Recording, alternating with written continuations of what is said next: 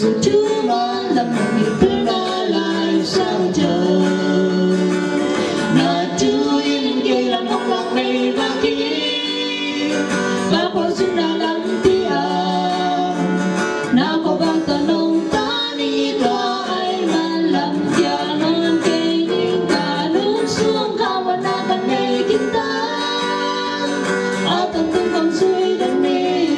Chúa mà làm việc ta sẽ làm mà lại sang chờ.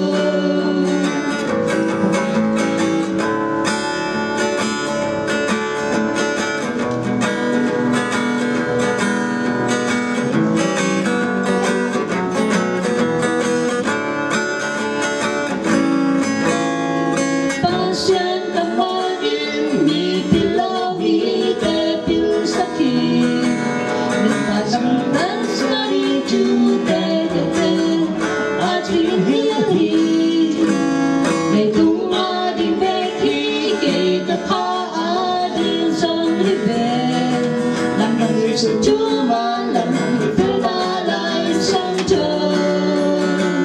Na Chúa yên kê làm hong lạc này và kia, ta phô xin na làm tia, na phô vào cả nông ta đi qua ai man làm dài này kê những cả nước xuống khang và na căn này kita, atong tung con suy đến đi, Chúa mà làm việc ta sẽ vang mà lại sang chờ.